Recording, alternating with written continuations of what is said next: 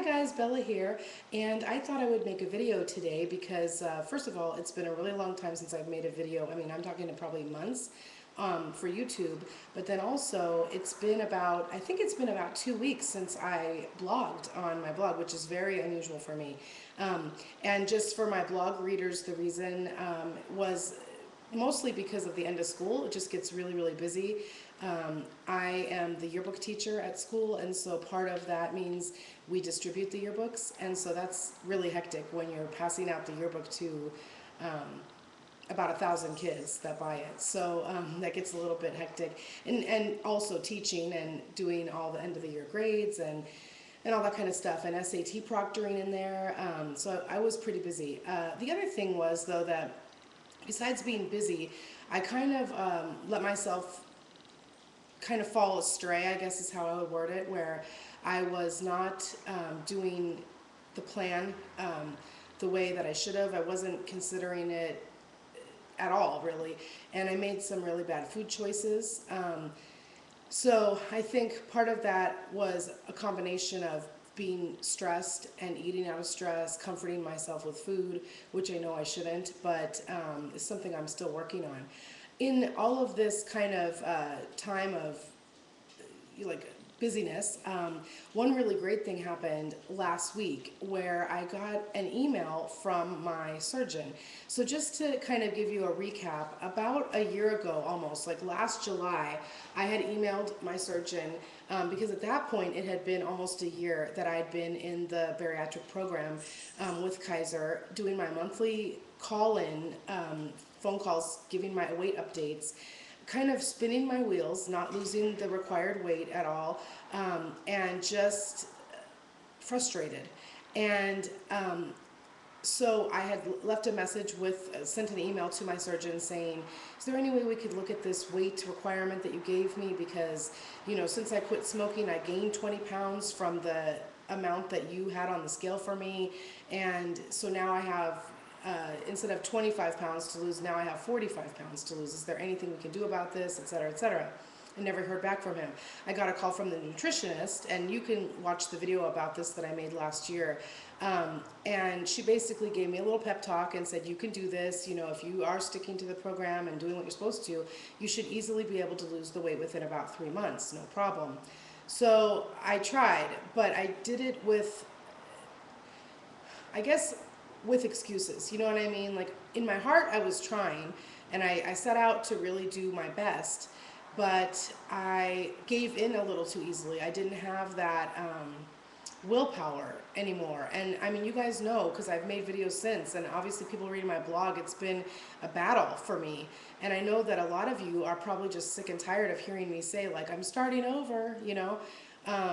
But here I am again, talking in the video saying that. But before I go on, so anyway, last week, middle of the week, I think it was Monday, I got an email from the surgeon, like totally out of the blue, and he said, you know, I read this, but I don't think I ever responded, did I? If you're still having problems, you know, please make an appointment with me and with the nutritionist, and we can talk about everything. He said, I'm not guaranteeing that I'm going to reset the weight requirement for you, but we can just talk and see what we can do to help you. And I was like, oh my gosh, you know, like 10 months later or almost 11 months later, awesome, he got to me. And I replied and I said, thank you so much for responding. I just figured that you were too busy to respond and, you know, whatever. And so I called to make the appointment. And this was pretty cool because I wanted to make it for this week right here, but he was completely booked for this week. And then the next 2 weeks, the last 2 weeks of June, she's been on vacation, but I guess attending a conference in San Diego about weight loss surgery. And so I thought, oh my gosh, I don't want to wait until July 1st to even start to talk to him. And so luckily he had an appointment at 1:30 on Friday, last Friday. And so I was able to meet with him because I was done with all my wrap-up teacher duties that end of the year, like cleaning the classroom and all that stuff. I had finished that, and I would have had plenty of time to get there at 1:30. So I went and I met with the surgeon for a little over an hour, and basically he said to me, you know, rarely is someone in the program for almost 2 years without having lost the weight. Usually, they give up. And he said, you didn't give up, so I will give that to you. You kept calling in every month or so. You kept trying. He said, but you're not trying hard enough. He said, because it doesn't matter about anything else, that you're predisposed to obesity, that your metabolism is screwed up because of so much yo-yo dieting your whole life, that you quit smoking and don't have all the willpower. He said, like, none of that really matters. The thing is, if you want to and you follow these steps that we give you, you will lose weight, and you can lose weight. And of course I started to, cry, and he's like, no, you don't need to do that, and, whatever. And so basically what he said to me was, which was awesome, the weight that I weighed in at on Friday, because they always weigh you in, was the highest weight I've ever seen on the scale. And that was really hard. And it was a little bit more than the highest weight, like I said, ever. So I weighed in on their scale, 315. And that was so hard to see. And I mean, it's only 7 pounds more than the last, like the highest weight that I had ever seen. But oh my gosh, it's like the wrong direction, and so that was really tough to see. But it's a starting point. And anyway, so he saw that and he said, okay, I want you to lose, I'm going to make you lose 31 pounds. He said, that's at the highest end of what I usually require people to lose. He said, but you know what? This is a second chance, and you've been trying this half-heartedly for almost 2 years. He said, and you need to just stick to this and do it. He said, otherwise I'm going to think that you're not a good candidate for the surgery, and I'll just kick you out of the program. And so it was like, okay, that maybe is exactly what I needed to hear.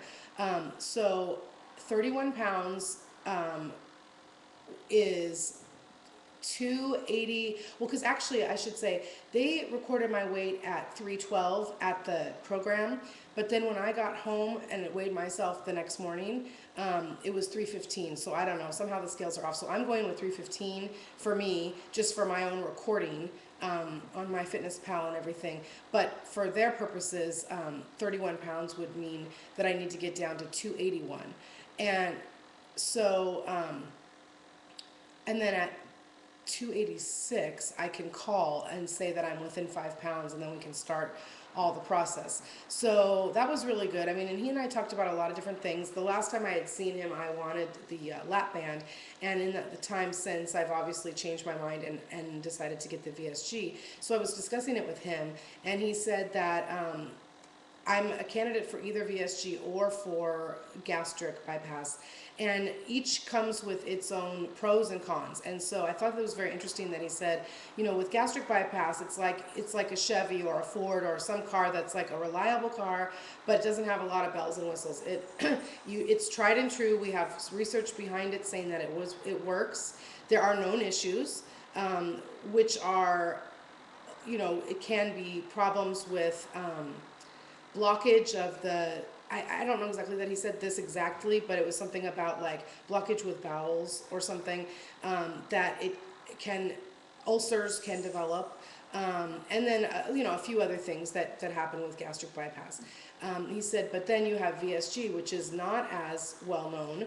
It's much newer. He said, so it might be a much better surgery than gastric bypass, but we just don't know because there's no research yet. Or it's just the beginning stages. We haven't seen that much data. So he said it's like you're taking a little bit more of a chance, where it could be something that's so much better than gastric, but or it could be something that's not as good at all. He said, so it's a little bit of a risk. And with that one, the risk was, well, first of all, obviously they're taking away 80% of your stomach, so that's gone.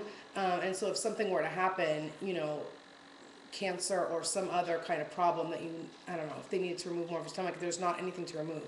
And then the other problem is that people often develop heartburn, I should say acid reflux. And he said, but there's definitely medications to take for that. And in fact, when they first, after the surgery, they prescribe, I think, something like Pepcid AC, but a stronger dose for you, right, just automatically, just in case, because I guess so many people have developed that.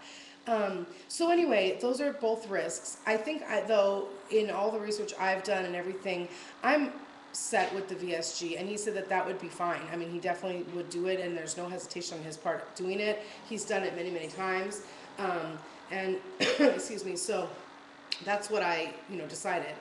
Then afterwards, I met with the nutritionist and just spoke to her realistically. Oh, another thing the doctor said, sorry I'm jumping around, I have a lot and I didn't write anything down.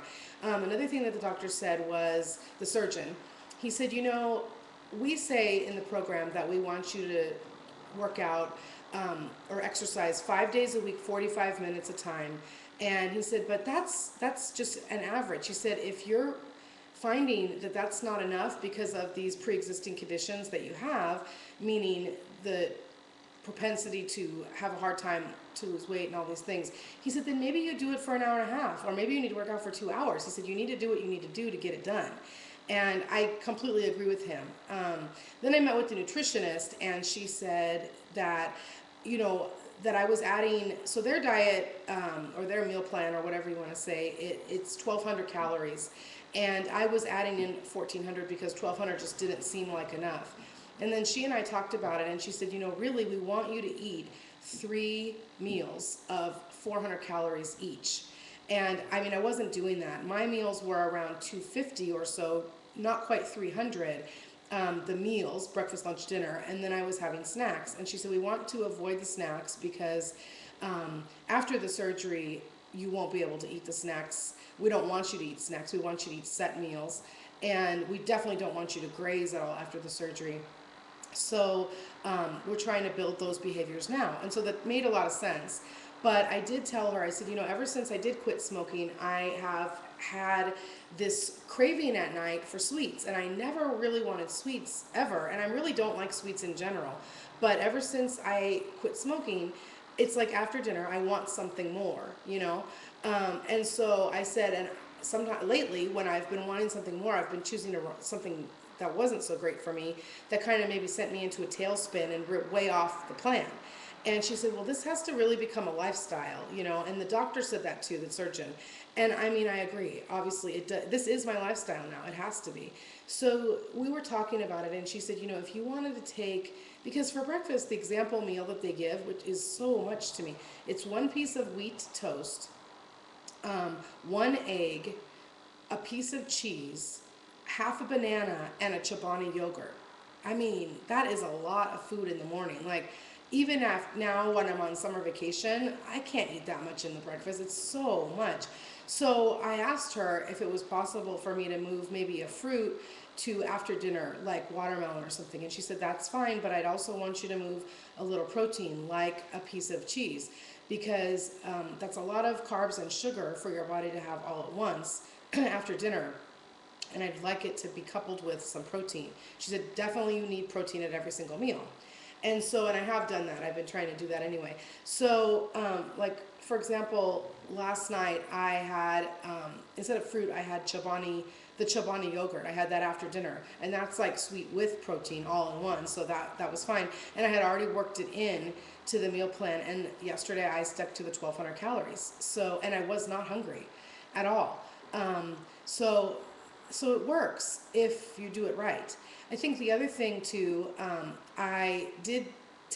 back taking the phentermine that my primary care physician had prescribed, because I figure, I can probably use all the help I can get at first while I'm getting used to this new, smaller eating, fewer calorie plan. And no, I'm not going to be on the phentermine forever, but why not use it while I can, while it's available to me.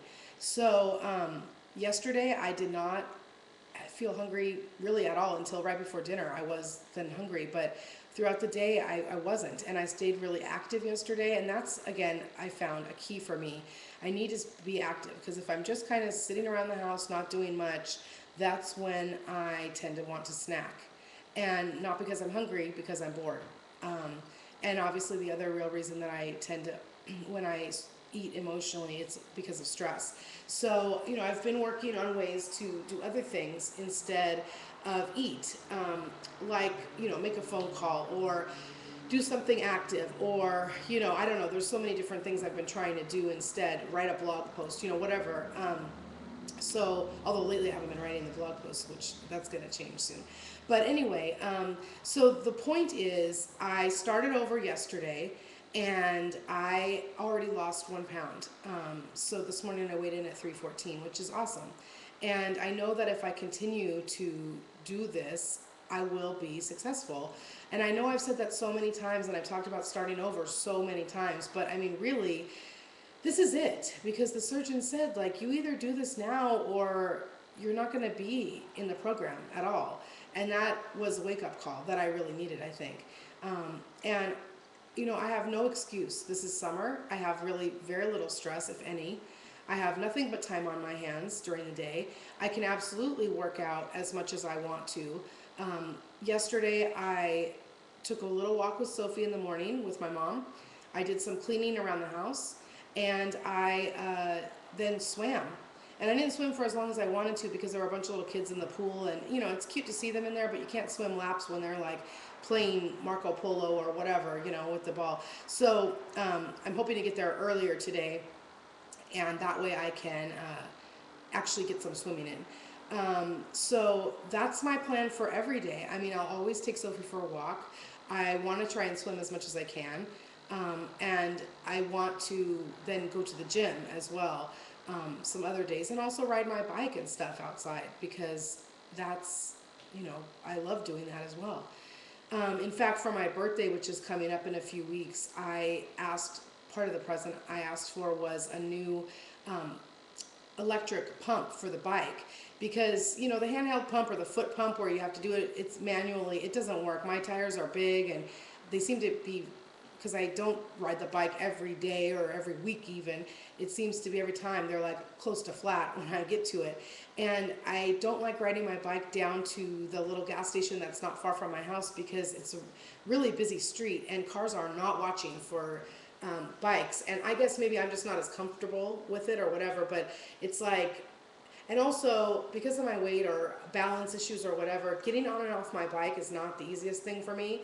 And I'm kind of afraid of like falling on it in public. I mean, I'm not so much afraid of falling on it, like not while I'm riding the bike, but trying to get off of it and falling or tripping and looking like an idiot. I'm not worried about hurting myself. It's just I don't want to look like an idiot.